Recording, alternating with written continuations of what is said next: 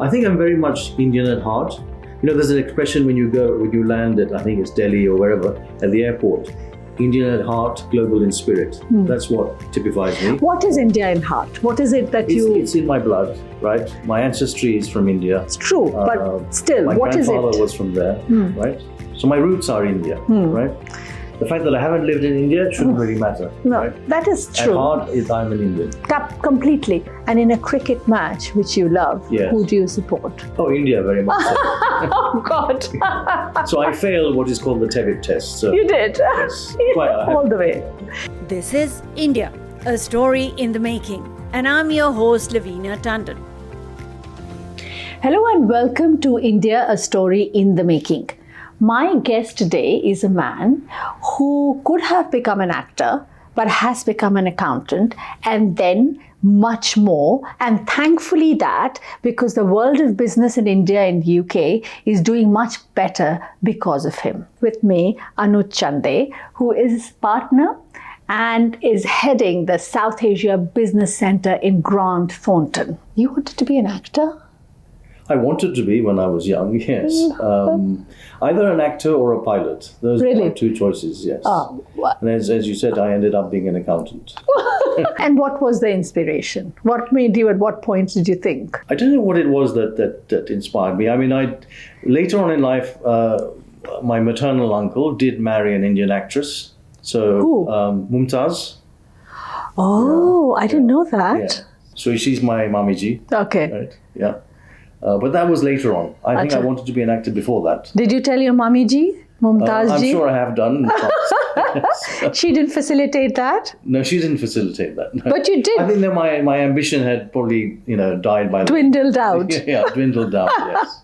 Was it because there's typical Indian parents telling you, no, beta? No, not at all. No. My parents never dictated what I should do in life. But being an accountant was something quite early on in my life. I wanted to be an accountant. Maybe from the age of about 14, 15, I wanted to be an accountant. Okay. Yeah. So you ended up being one. So it's quite intriguing for me that, please give your background. You have Ugandan and Tanzania origin, Indian descent. Yes. Right? Yeah. So I was born in what was at that time Tanganyika, which has now become Tanzania. So I was born in a British colony. I did my early schooling in Tanganyika, but I was very fortunate that my maternal grandfather, who was in Uganda, had set up a educational trust to educate all his grandchildren overseas. So very far-sighted of him to think of that. And so we all of the grandchildren benefited from being able to be sent to boarding school in the UK. And we all went to the same school. All the cousins went to the same school. So I was very fortunate to do my education in the UK. Having then, and I think being in the UK was something which I actually wanted to do. I had pleaded to my parents that I would like to go to boarding school, to go to school in the UK, but I hated it. As soon as I got there, there was a bit of bullying involved there as well. I used to, in those days, it was no phones and stuff like that. It was, you have to write letters to so I would write letters to my parents with me shown behind bars in prison. Oh no! So I used to get chilblains, and it was it was a horrible time. But why? I used to see my parents once a year. Oh my! And how old were you? You said I was 8, just over 8. That is, my heart bleeds for you, Anuj. Yes. But I think it hasn't done me any harm. But you didn't know anything else. No. I think it's given me the independence that I think it's important for people to have some independence. So chilblains. What were you bullied for? I think it was if I remember correctly, it was my ears. I think, if I remember correctly. Oh. Yeah. Not for your color. No, it could have been a little bit of color. I don't know. Yeah, It could have been a bit of both. Yeah. Okay, but so you've forgotten it. So that's long gone and forgotten. Yes, yeah, it's not. Forgotten and forgiven. Yeah, I've forgotten and forgiven for sure. How did you deal with it for all those children who still I think it was just being strong and making sure that you don't it doesn't actually harm you in any way from a a mental point of view. Because bullying it's a mental thing, right? It's about Yes. and it's about dealing with it. But how did an 8-year-old boy being bullied, how do you deal with that internally and still continue to live there? Yeah. Well, I had no choice, right? I mean, there was no escaping. I had made my bed. His expression is made my bed, and I had to sleep in it. So. Also, because you had expressed the desire to go there, so they won't take you back. No, and they wouldn't take me back. So. I think at one time they sent one of my uncles just to make sure I was okay. And I remember him coming with a box of quality street chocolates, Did it help? Well, I wasn't allowed. Actually, the school wouldn't allow me to eat it. So. It gets worse. Yes. Okay, I don't want to go in self-pity mode, but I'm feeling bad for you, Anuj. Yeah. No, don't feel bad.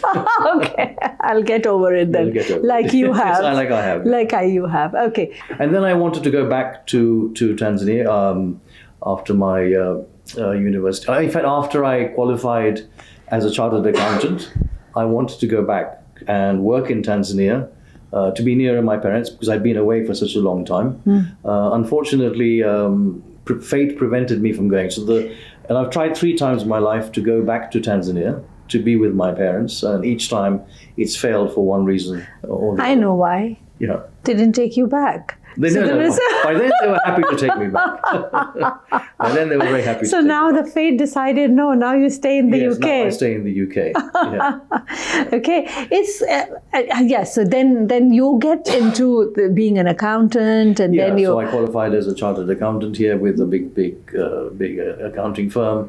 I then went to work in industry in the US. Then you ended up working and starting in 1991 for Grant Thornton, the South Asia Center, primarily with India focus. Yes. Is that right? Yeah, that's right. Yeah. So my first question usually with guests is, because we have a lot of guests who are not of Indian origin, is what is your India connect? Yeah. But I think I want to ask you that question as well, because you never lived in India. You are I'm the living bridge, you are the living bridge for India as well, but you never really lived. But yet you gravitated to doing something that was India connected. Yeah. What is that in India or Indian in you, having born in Africa and brought up in UK? Yeah. I think I'm very much Indian at heart. There's an expression when you land at, I think it's Delhi or wherever, at the airport, Indian at heart, global in spirit. That's what typifies me. What is India in heart? What is it that It's in my blood, right? My ancestry is from India. It's true, but still, what is it? My grandfather was from there, right? So my roots are India, right? The fact that I haven't lived in India shouldn't really matter. No, right? That is true. At heart, I'm an Indian. Completely. Yeah. Is there something Indianness, let us call it? What is that Indianness in? Perhaps the values, right? Mm-hmm. The values of respect for elders, the values in terms of traditions, the values in terms of religion. I think. I mean, it's quite intriguing for me, and I often delve on it. And think about it. That what is that Indianness? Even though people haven't lived there, but yet they feel like one. Yeah. And in a cricket match, which you love, who do you support? Oh, India, very much so. Oh, God. So I failed what is called the Tevitt test. So. You did? Yes. All the way. Yeah. And you love tennis as well? Yeah, I love tennis as well. So, but it's not just India. I think it's South Asian. So if Pakistan is playing, I support Pakistan. If Seriously? If Bangladesh is playing, I support Bangladesh. If India and Pakistan are playing, then I support India. I'm sure your English friends are absolutely not. No, I think they're used to it. They've resigned to the fact that. Is it because of the bullying that happened? Sorry, no. I'm going to try connecting something. No, definitely not. Oh, right. Yeah. Why is that? Yeah. Why is what? Sorry. But why would you support? Because I'm in India, as we discussed. From the year born in Tanzania, brought up in the UK, all the way through, working in the UK, and you still feel this is what living bridge is. Yes. Okay. Anuj, along with his team, comes out with these 2 reports. I want to show you, which talks about the Indo-UK business world and the diaspora and how how much business exists between the two countries and all of that. It's very interesting. And you'll be very happy to know I want to show you how nicely I have not even ever studied in school so well. I did study your report so well and made notes as well. I can see that, yes. I know you can't read my handwriting, but you can see the notes. I can see that. Yes. So please tell me about the center and the work that you do through this tracker. Yes, yeah. So this is a report which I'm the architect of this report. So that report has been in existence since 2013 and essentially tracks the economic footprint of Indian-owned companies in the UK in terms of the turnover they have, the employment size, the taxes they pay, sort of capital expenditure they incur in this country. So in fact, when I started the report in 2013, then that's the interesting thing is that, how did I get to this report? Yes. Is that basically for a long time, and as I've said before, that 91 is when I started doing business in the India-UK corridor. For many years, people used to say anecdotally that there's a lot of Indian investment in the UK, but nobody could ever quantify it. Nobody ever had any idea of the size of it. So that's when I decided that I should do some research and do a report. And this is the genesis of that report, which we now produce in collaboration with CII. And we do a similar report the other way around, which Grant Thornton Bharat does. Britain meets India. The reason for setting the South Asia group for you? Yes, yeah. It was really 4 or 5 reasons why I set up the group. And in terms of the services we provide, it's the same services we provide to all our clients at Grant Thornton. I think it's the way the service is delivered. And what I'd identified, and it was through talking to potential clients and intermediaries, is that number one, the Indians, whether it's the Indian diaspora or the Indian businessmen from India, was they wanted prompt personal attention. Right? Yeah. They wanted a 24/7 service. Wow. 7 days a week, which is something which British entrepreneurs don't necessarily always want, right? Or give. Or give, yeah. Whereas an Indian entrepreneur, it doesn't matter if it's a Saturday or Sunday, they'll call you. They'll call you. 8 o'clock at night, 9 o'clock at night, hello? They'll call you. Exactly. And you have been picking up phones. Yes. Oh, absolutely. You have to. Yeah. You have to. And I think, secondly, is that they needed confidentiality. Obviously, all our clients expect confidentiality, but I think, again, because there's so many interconnections in the Indian community, in the Indian families, people know each other. It's like instead of 6 degrees of separation, it's 1 degree of separation, right? If you and I talk, then we would find somebody in common, right, very early on. So they wanted an organization or firm that would respect the confidentiality, which was key. I think the third thing was value for money. Now, obviously, all of us expect value for money, but it's in the Indian blood. Yeah, thoda kam kar dena. Yeah, exactly. Yeah. A little less. Yeah. Exactly. South Asian group in 1991 in Grant Thornton. And how was it received? Because it was, there were lots of Indians, but it was quite different environment at that time. It very much was, and I was a bit of a lone voice in 91 in terms of looking at the potential of India. Extremely lone voice. I remember acting for some Indian technology companies that wanted to tie up with UK software houses just to form a strategic partnership. I could not even get those UK companies to meet my Indian technology clients. Wow. Right? They would say, Indian companies are poor quality work, poor lead times, unreliable. Those same companies then went to countries like Germany and the US, and now are some of the world's most successful technology companies in the world. So it was very disappointing from that point of view. So that was one big resistance I faced, was the lack of interest in India. Of course, the world has changed now, and India is at the forefront of people's minds.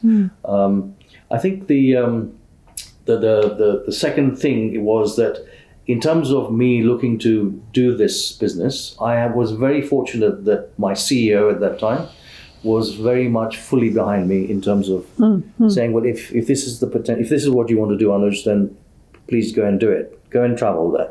At that time, Grant Thornton Bharat was very small, one location, 50 people, and I just basically treaded, as they say, treaded the leather and went to particularly places like Bombay, which I still call Bombay, and developed my own network.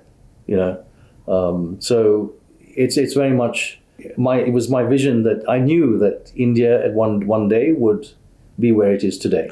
And I'm very, very proud that it's something that as an Indian, as I said before, that I'm very proud that India has developed to what it is today and the potential it has for the future. So we will come to India today, Yes. but as of India yesterday, Yes. for someone who, again, I come back to not lived there, but you felt strongly in the potential of India. What was it? And what were the challenges that you Yes. faced in Britain then? Yes. I talked about the British challenges in Yeah. terms of getting Yes. to, Not even getting a meeting. with them. Yeah. In terms of India, I didn't get any challenges in terms of, from Indian corporates that I approached, etc. But I think as people know, that you require a lot of patience to do business in India, right? And which I have, right? It's one of my natural traits Skills. I have. It's skills I have. It's not a skill, but it's a skill. trait, of patience, which is what is very much required. But I really, really get excited when I'm dealing with Indian corporates or individuals. It gives me a buzz, and it's, I haven't actually had any sort of issues or challenges. Yes, there are always challenges in terms of particular individuals or whatever. But I think one of the great things I have found in my 32 years of doing business with India is that very rarely have I come across bad management teams, for example. So 32 years of doing business with India. Yeah. You started in 91. Describe India then and India now. Well, India then, as you know, 91 was when economic liberalization started under Manmohan Singh, the finance minister at that time. So India was a very exciting place because, suddenly it had been unleashed from that, from all the ties of being in a national situation. It was a very exciting time because people were excited. Well, there was a buzz in 2000s as well about India. Yes, very much so. And then it sort of fizzled out. Yes. Yeah. And there is a buzz now. Yes. And this question I ask everyone, is there a difference? Do you think this will not fizzle out and now we are here to stay to make our place in the world order? Yeah. I think we've got to a stage where the engine has left the station. It's going at full speed. Right. I think the world can't afford for India not to succeed. India is too important now in the world economic order. We are now the 5th largest economy in the world, soon to be the 3rd largest in maybe less than 4 years' time. So I think the train is gone, right? Or the horse is bolted. So I don't think there's any stopping India now. Right. What are the pluses? And just because of the sheer size of what we're talking about. So I wanted to come to reasons, plus and the challenges. Yes. In this now the journey that India has undertaken or is on. Yeah.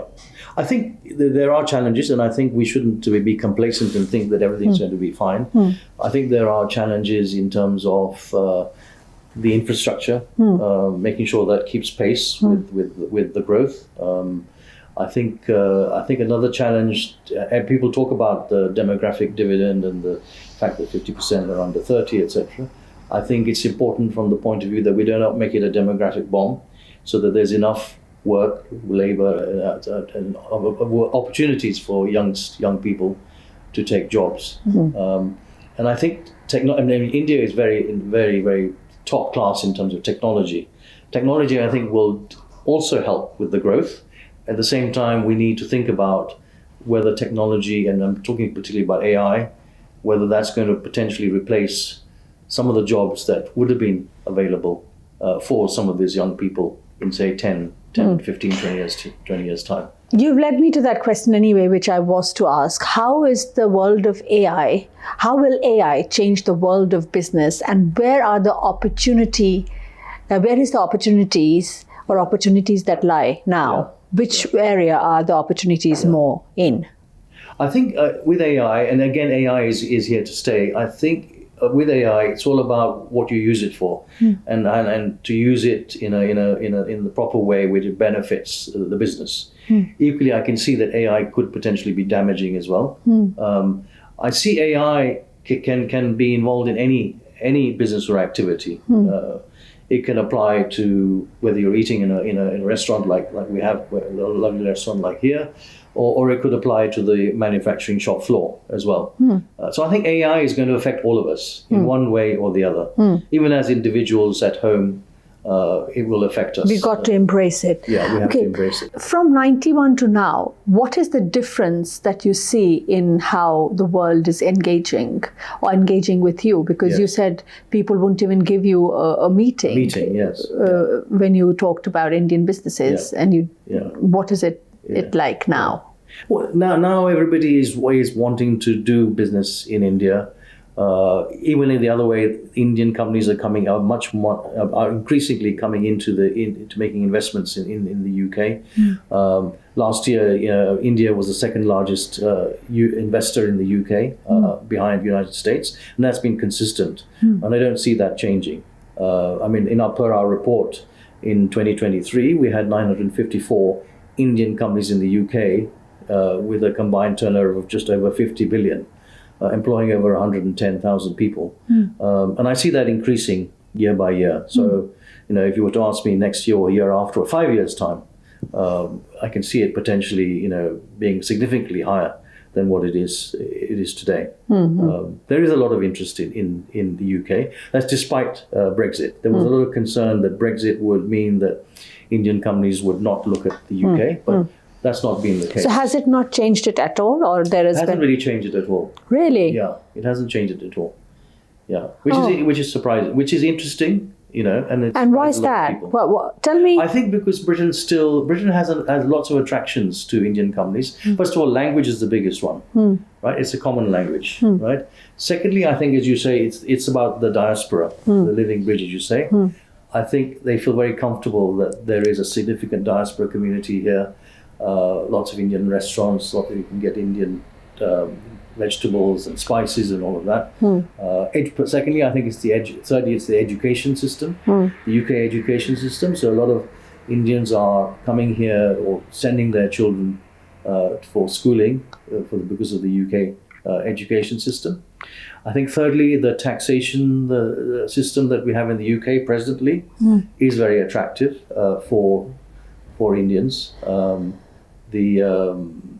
There is a particular, I won't go into the detail, but there's a particular area of tax which makes it attractive for Indians to reside in the UK but still have overseas businesses and assets. But is it true that a lot of them are moving to Dubai now?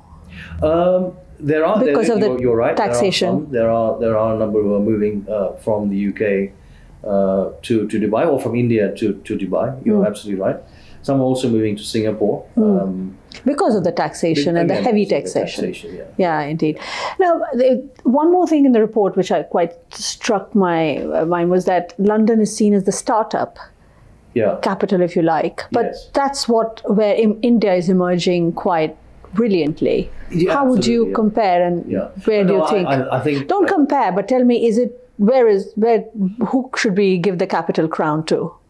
I would say India. Yes. Purely, I think, because of the size, the sheer size, but secondly, probably because of the government incentives that exist in India.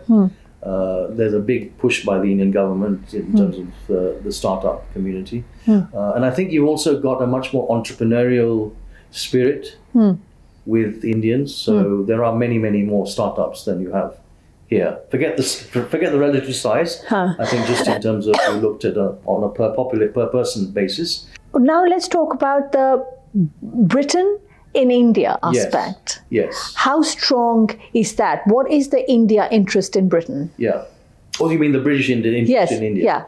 Yeah. I mean, that is also strong, but it tends to be dominated by some of the larger British companies, right? One thing about the India-UK, and per our report, is a lot of small, medium-sized Indian companies that are coming to the UK. Whereas that's not the case with the British companies. If you look at our report, the Britain Meets India report that Grant Thornton Borough produced, it's dominated by some very large companies, the likes of Tesco and Marks and Spencer's, or people like that, JCB, for example. So what you're saying is that in India, looking towards Britain, it is more medium and SME and medium-sized businesses, small and medium businesses that are looking at Britain. Yes. And for Britain in India, it is more big companies and corporations. Yeah. Why is that? Quite interesting. I think that's slowly changing. Now that Britain is becoming much more aware of the India opportunity, the British companies are more aware. It's slowly changing. You're getting a lot more mid-corporates and SMEs, British SMEs, looking at India. Is it to do with that 1991 syndrome that you came across, that India is not a sure place to be? Yes, I think absolutely. The perception, there's gone. That perception of poor quality, unreliable lead times, that's all gone, right? It's gone. So people have now accepted that actually India is just as good in terms of quality, if not better, right? So that perception has gone. And secondly, people are much more aware, whether it's individuals or corporations, they're much more aware of Indians being, world class. I mean, I don't like to take names, but you take the large Indian conglomerate that bought JLR, right, which we all know, right? That has become, the taxi driver in London knows that JLR is owned by Tatas. Yeah, exactly. Yeah. You said it. Yeah, that's fine. I mean, they're the biggest. Am I right to say that Tatas are the biggest employers? Or yes, they are, yes. In Britain? So it's an Indian company that is employs the largest number of people. Yes, it does. In Britain. Yes, of course, British as well. I mean, JLR itself, I think it employs something like over 35,000 people. Wow. Right? So something has flipped. Yeah. I just keep trying to understand what is it that flipped. It's flipped because it's reality, right? Okay. People can no longer pretend it doesn't, India doesn't exist. People can't pretend that India doesn't have quality people or quality products or quality services. Okay. Perfect. It's about it's a fact. It's a fact. It's a reality. Okay. You have worked in the whole mix of understanding businesses and how they work in India and in Britain. Yeah. Please tell me, toolkit, if you were to give 3 things to people who want to establish their business in Britain, what is it that they should think about and keep in mind? Yeah. I think firstly they should understand that UK has a different business culture to India. So I think it's important to understand some of the cultural differences between India and the UK. That's in terms of an understanding of some of the mindsets that British people have and British business people have, right? So it's making sure you understand that and have empathy with that sort of culture. I think secondly is to have respect for some of the rules and regulations that exist in the UK. But I think thirdly is to make sure that you take good advice from your advisors in terms of whether you open a greenfield operation or you buy a business or where do you set up? Do you set up in London? Do you set up in Manchester? Do you set up in Birmingham? Wherever, right? You need to think carefully about where you want to set up and in what sector as well. Of course, that's important. Yeah.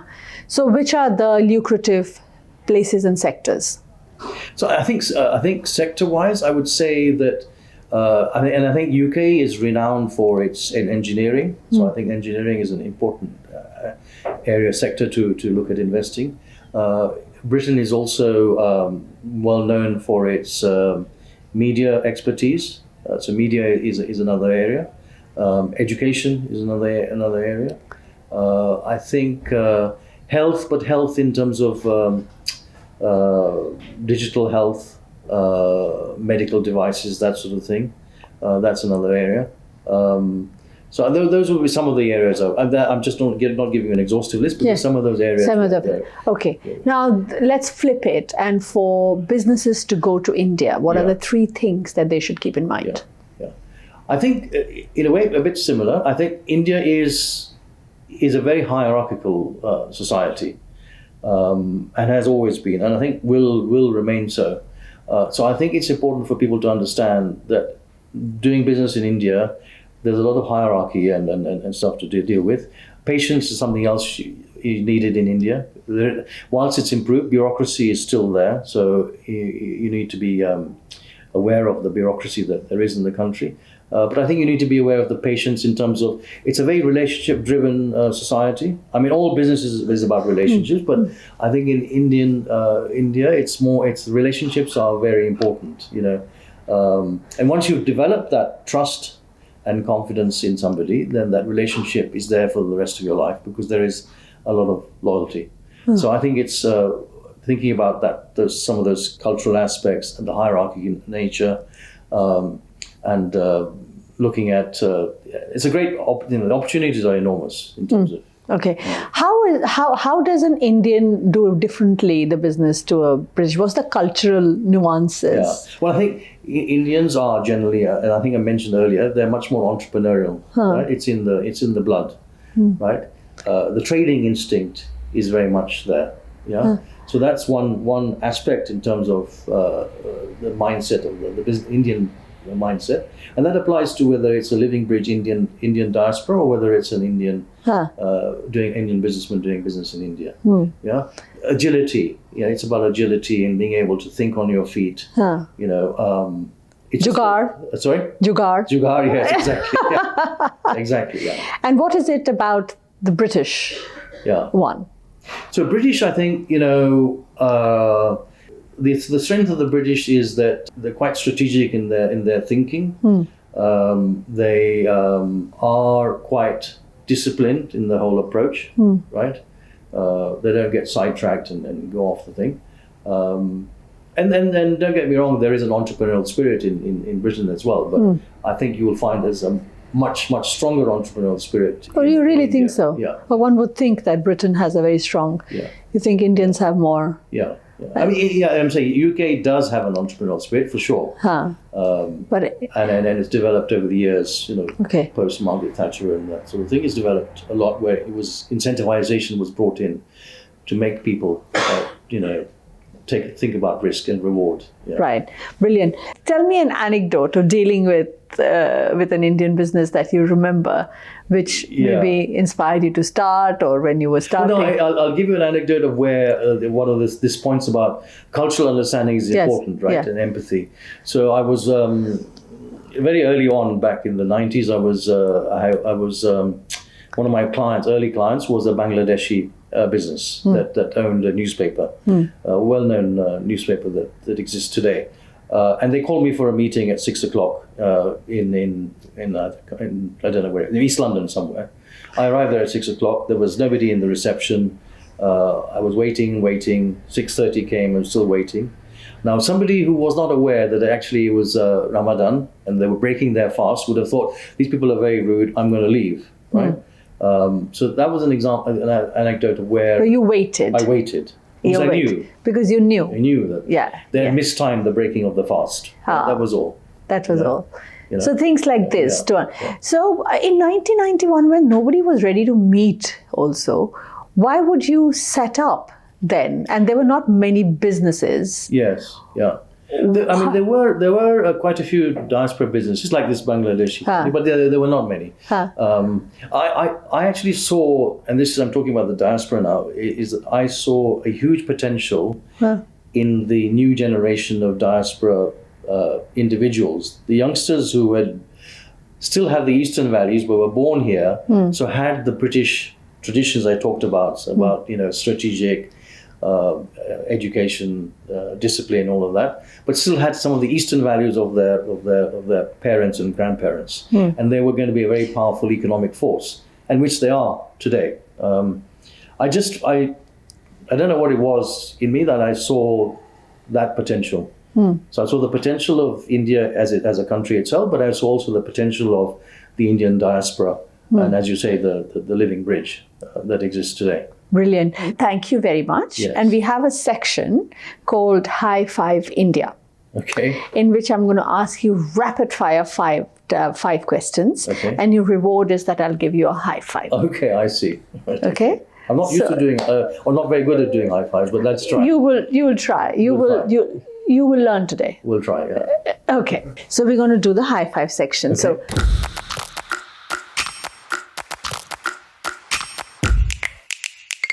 What is India for you in one word?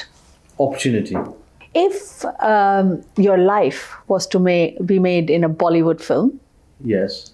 who would play the lead character and what would be the name of the film? Actually, Rajesh Khanna. What is the one thing that Britain could adopt from India and one thing that India could adopt from Britain? Yeah. I think Britain could adopt the Indian food a lot more. And I think India could adopt probably some of the brands that we have in the UK. Yeah? Yeah. One thing about India that people of UK get wrong or don't get it. Yeah. I think they fail to understand that India is quite a large country and a complex country. Yeah? Yeah. So I think this complexity of India, they do not understand that there are so many different languages, so many different dialects. Each state is very different. Each region is very different. I think it's the complexity. I think it's the enormity and the complexity of India. Okay. Yeah. Okay. I don't think British have any idea of that. Right. Still. Those who visit or regularly visit now do. If you could go back in history and you had the chance to ask any historical personality of India a question, what would that be, or would want to have dinner with? Well, I'd like to have dinner with lots of Indian personalities. Mahatma Gandhi would be one, obviously. Jawaharlal Nehru would be another one. I think those were the two people that I would love to have dinner with. Okay. And what would you like to ask, if you could? I just like to listen to them, actually, rather than ask. But you'll have to ask something to listen. Yes, that's true. Yes. Yeah. I'd probably ask the same questions you're asking me. Okay. So if you could change one thing about your life, what would that be? I think probably I wish that in 91, when I saw the potential of India, I'd actually invested in property in India. I probably wouldn't be sitting here with you today. I'd be quite a rich person. You're still a rich person. No, I'm not a rich person. By any means. All right. I think we have managed 5. Yes. Okay. So let's try and do this. Yeah. Oh, that was quite well. It did. So thank you so very much, Anuj. Thank and you. we are sitting in the House of Mink, as we saw. And actually, I must ask you the India-China question, which is always the case. India, China. Yes. Anything that you want to say? No, I think, and I would say this, but long term, I think India is in a better place and will be in a better place than China. Geopolitically, India is benefiting from the geopolitical tensions that you have. So for me, India is still number one and will be the top, the top destination, top country. For a man who has relatives in India, but never went to India till 1991, has now traveled 350 times. Yes. You chose, even if you were not there, to be one. This is what an example of living bridge is. Yes. And since we are in a Chinese restaurant and it's the Ear of the Dragon, the House of Mink in Taj, I have to thank them for this hospitality. There's this fortune cookie. Okay, we're going to open this fortune cookie for those who can only... Now the point is, how do I read it? Okay, no, I can read it. Read it. A journey of 1,000 miles begins with a single step. So I have to take the single step. In which direction, it doesn't tell me. No. Well, obviously in the direction of India. Okay. And mine says, seek adventure, explore the world like the general of the Ming dynasty. Of the Ming dynasty. Yes. Oh, that's why the Shezma and the Cantonese food. This is what the House of Ming gives you, and this is what they are asking you to do. Yes. So adventure. Exactly. What is the Explore next? the world, and yours is. I have to single step. Yeah. I mean, I think I need to think about this. Thank you so very much, Anuj, for your time, Lavina. and I hope you go on your adventure. Where would you like to go? It says explore the world. So where is the first place? I would, and I think one thing is for sure is that traveling the world is the best form of education. Yes, and you can maybe now you can fulfill your actor. Yes. You can't be a pilot, please. I can't sit in the plane that you drive. No, okay. Ride. Oh, sorry. I said ride, drive. Yeah. No, fly. Yeah. But I can see the film that you did work in a film. Yes, I did. A very, very small, 10-second slot, but I did, yes. In the well-known, well, not so well-known, but Aishwarya Rai film. Well-known actress. Yes. Yeah, Aishwarya Rai. Aishwarya Rai. Tell me which one. It was called Mistress of Spices. Mistress of Spices. So now you can explore and venture out with your acting. Okay. Huh? I fulfill my ambition. So the Year of Dragon will fulfill that for you. Thank you so very much. Thank you. So thank you very much, Anuj. Fascinating story of Anuj, and many such people that we want to bring on this Living Bridge series on India, a story in the making. And thank you to the House of Mink. Beautiful place indeed. The ceilings are hand painted. The food is Cantonese as well as Szechuan, from inspired by the House of Mink. And you can please tell me who are the other people, or what is your story? Please, I'm happy to share your story here as a part of the Living Bridge on India, a story in the making. Thank you. Take care and God bless. Listen to my podcast audio on Apple, Spotify, Binge Pods, or wherever you get your podcast from. And watch the video of the podcast on my YouTube channel, Lavina Tandon. New episodes are out every Sunday.